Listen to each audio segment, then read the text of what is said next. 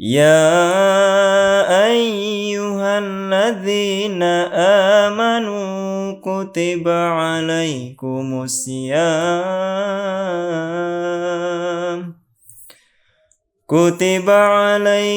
الصيام كما كتب على الذين من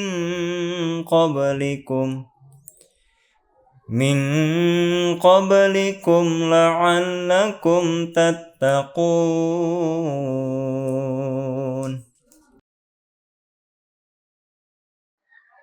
Assalamualaikum warahmatullahi wabarakatuh. Kembali lagi di acara atau program Ngobras Ramadan, ngobrol santai seputar Ramadan bersama saya.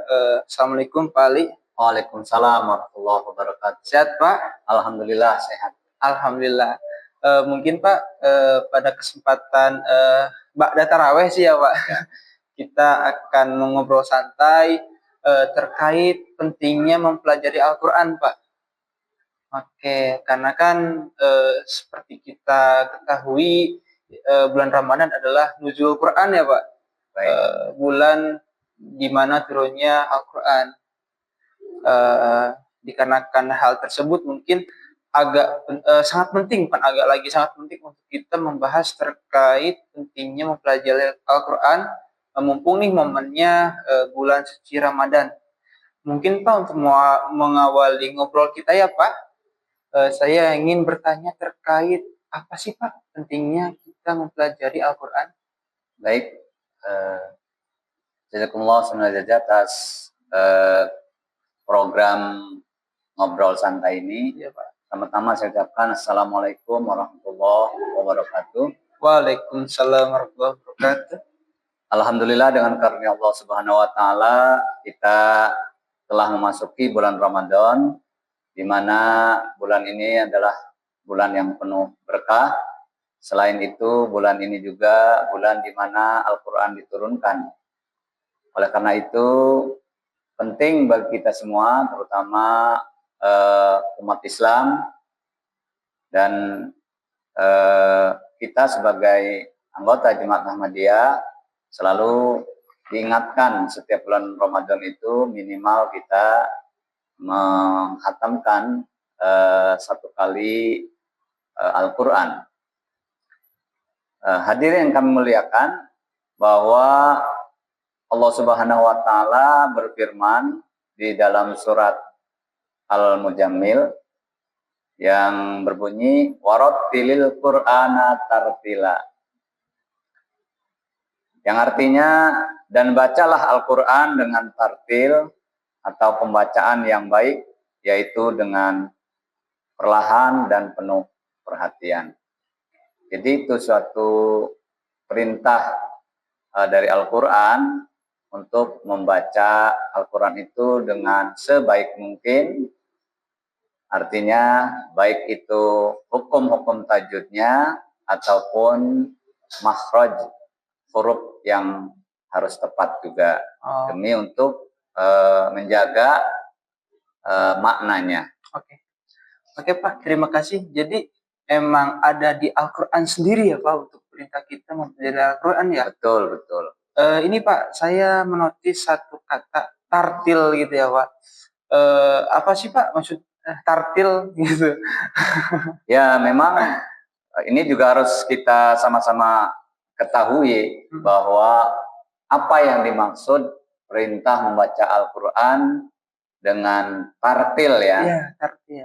Di sini ada pendapat dari Hazrat Ali atau Hazrat Khalifah Khalifatul Rasyid yang keempat, yaitu Ali bin Abi Thalib, menyatakan bahwa pengertian tentang tartil yang diperintahkan Al-Quran, beliau mengatakan at-tartilu huwa tajwidul huruf wa ma'rifatul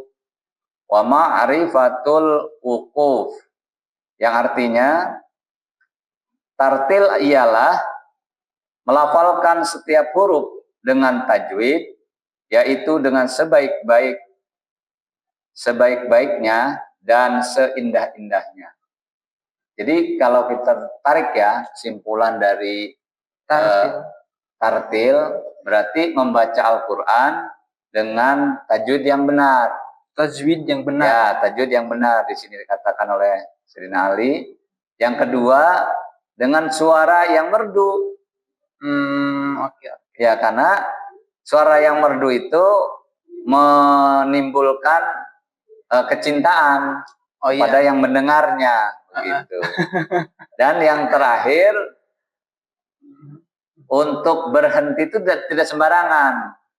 Jadi harus tertib berhentinya, gitu. Dan cara berhentinya.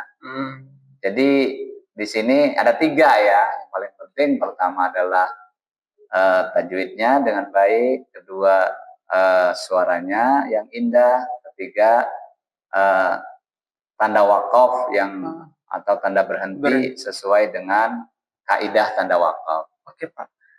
Dari poin-poin tersebut ya Pak, mempelajari tajwid. Ya. Terus yang kedua itu apa tadi Pak? Suara merdu. Sama yang ketiga itu memperhatikan terkait berhenti. Lanjutnya bacaan. Ya. Kira-kira dari Bapak sendiri ada nggak Pak rekomendasi untuk kita tuh mempelajari Al-Quran yang tepat gitu loh Pak, yang cepat, yang tepat gitu.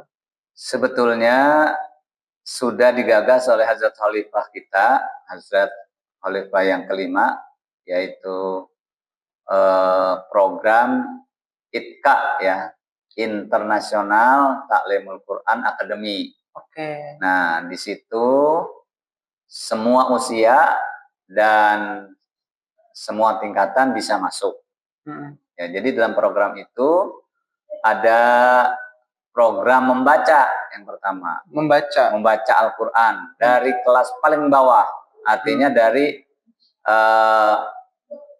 fondasi ya. Dari fondasi level 1, fondasi level 2, baru kelas membaca Najirah namanya.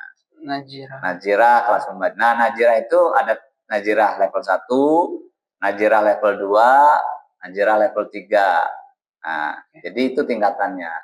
Baru nanti advance. Di program ITKO ini bagi yang mempelajari Al-Quran dibimbing langsung oleh gurunya? Langsung dibimbing oleh gurunya sesuai dengan hasil tes pada mulai pertama masuk. Jadi kalau misalnya baru mampunya belajar huruf, ya di foundation level 1 berarti belajar huruf. Jadi dikelaskan gitu ya Pak? Ada kelas-kelasnya. Oh gitu. Mungkin Pak untuk program ini harapan dari Khalifah itu apa ya Pak?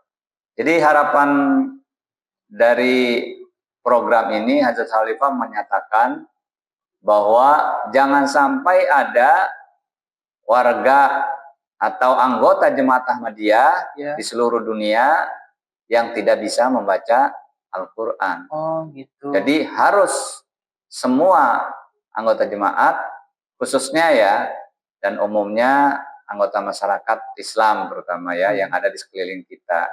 Jadi kalau kita bisa, itu ajarkan Al-Quran.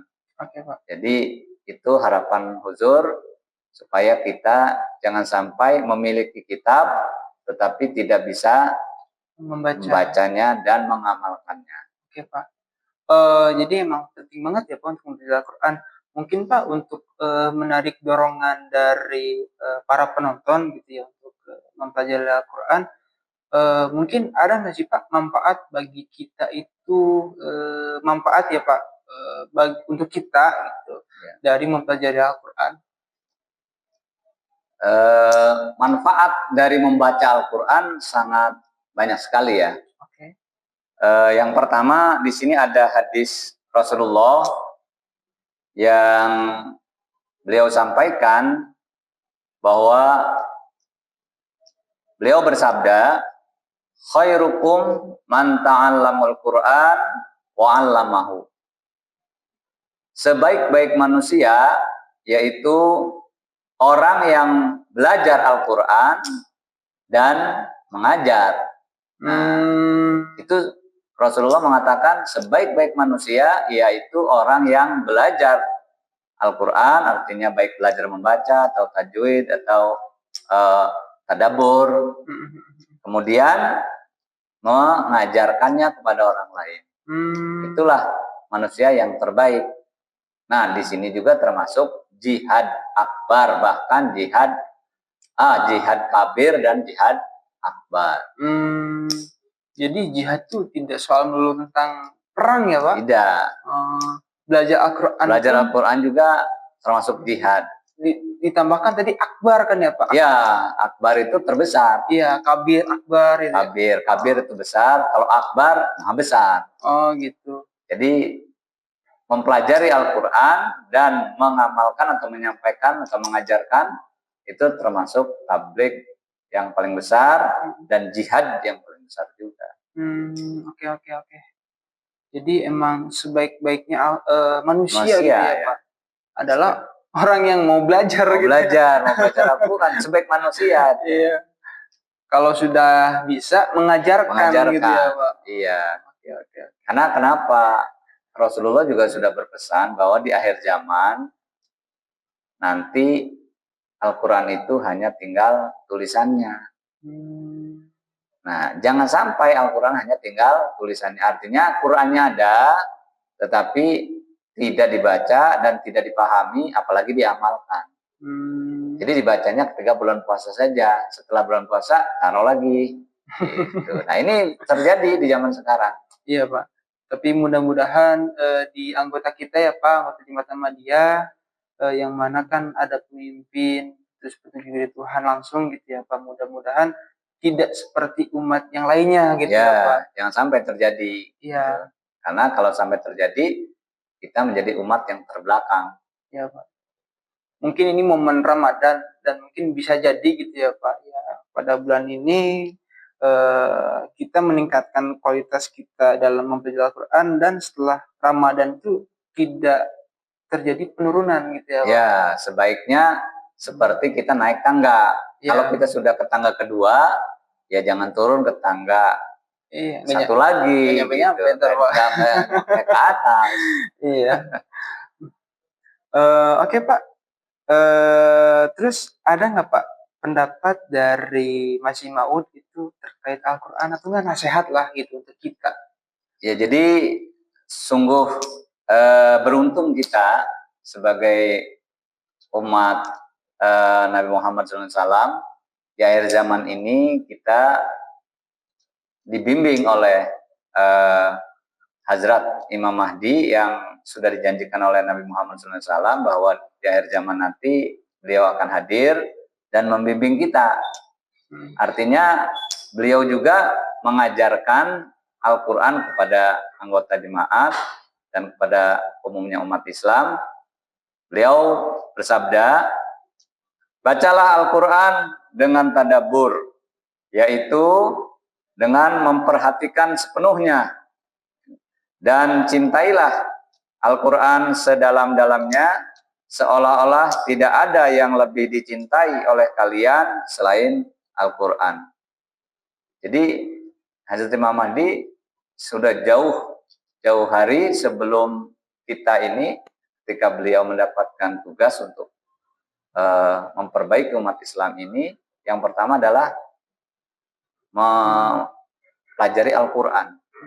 Makanya di sini dikatakan tadabbur, ya. Tadabbur itu memikirkan. Jadi Al-Quran ini bukan hanya dibaca, tapi artinya apa? Maknanya apa? Ditafsirkan, ya, dipikirkan supaya bisa dilaksanakan dalam kehidupan sehari-hari. Sampai tadi ada di kalimat lahir, tidak ada yang lebih dicintai daripada Al-Quran. Ya, sebab di zaman sekarang ini Al-Quran seperti barang yang tidak berguna. Mereka masih cenderung ke bacaan buku-buku lain, novel, ya, buku bacaan lain, koran dan sebagainya. Itu setiap hari seolah-olah sudah menjadi makanan orang-orang kan. Seperti koran itu setiap hari dibeli dan dibaca. Nah, tetapi Al-Quran disimpan. Iya, mungkin di atas dipajang rapi, tapi nggak dibaca. Tidak dibaca. Padahal yang harus dibaca itu setiap hari adalah Al-Quran. Walaupun katakanlah beberapa ayat, tapi tidak boleh dalam satu hari itu meninggalkan. Oke. Gitu. Jadi sebagai pengingat juga ya Pak, khusus saya sih ya Pak, Ya. untuk yang tiap hari itu kita selalu mengingat kepada Al-Quran gitu ya Pak. Tambahkan tadi nasihat dari hujur, tadabbur, terus seakan-akan Al-Quran itu adalah barang yang dicintai dibandingkan manapun gitu Ya, Pak. dengan kitab-kitab lain, apapun ya, tulisan-tulisan lain, Ya. dibandingin itu, Al-Quran yang paling diutamakan. Oke Pak. Oke, terima kasih Pak. Terus kira-kira ada pendapat lain lagi nggak Pak? Lain sabda-sabda dari Masih Maud? Ada sabda dari Masih Maud alaihissalam. Beliau bersabda, telah berkali-kali kukatakan dengan lantang pula telah ku sampaikan bahwa kecintaan hakiki kepada Al-Quran dan kepada Rasulullah SAW serta ketaatan sejati yang ditempuh bagi beliau akan menjadikan insan seorang pemilik karomah atau kemuliaan.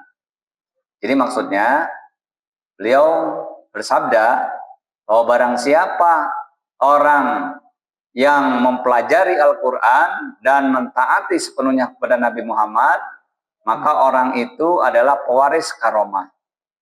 Karomah itu orang yang mendapat kemuliaan. Gitu, selalu mendapat kemuliaan. Jadi kemuliaan apa? Dari doanya dikabulkan, ya, dari tindak tanduknya atau suri toladannya menjadi panutan. Karomah, ya, karomah itu dimuliakan ya, baik oleh kawan ataupun oleh lawan. Jadi karomah ini tuh adalah hadiah ya Pak? Ya, keistimewaan. Ya. Karomah itu kemuliaan yang diberikan oleh Allah Subhanahu Wa Taala karena kita mengutamakan Al-Quran dibandingkan dengan yang lain. Mencintai Al-Quran dibandingkan yang lain. Ya mudah-mudahan kita berusaha menuju ke arah yang sana gitu ya Pak. Ke arah kita mendapatkan karomah. Ditambah juga ini juga lagi bulan suci Ramadan ya pemirsa. Oke Pak, mungkin dicukupkan sekian gitu ya Pak. Jazakumullah Pak Ali disampaikan. Jazakumullah sunnajaza atas segala pengertiannya. Mudah-mudahan apa yang disampaikan dan dibicarakan pada hari ini bermanfaat untuk kita semua. Ya, nonton. Agar mengingat bahwa tidak ada kitab yang paling mulia dan paling penting di dunia ini kecuali Al-Quran.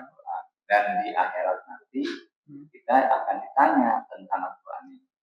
Karena Al-Quran ini akan datang menjadi saksi bagi amal-amal kita. Bagi siapa? Jadi bersaksi bagi siapa yang membacanya ya, mungkin ya Pak. Masa itu. Bagi orang yang membacanya dia menjadi saksi. Bahkan bagi anak yang membaca Al-Quran dengan baik dan menghafal Al-Quran dengan baik, itu bisa menolong orang tuanya. Masya Allah. Oke Pak. Jazakumullah atas nasihat dari Pak Ali berdasarkan sumber Al-Quran, sabda Masih Maud, gitu ya Pak. Ya mungkin ini juga sebagai, saya ulangi lagi, sebagai pengingat saya gitu ya Pak, akan jauhnya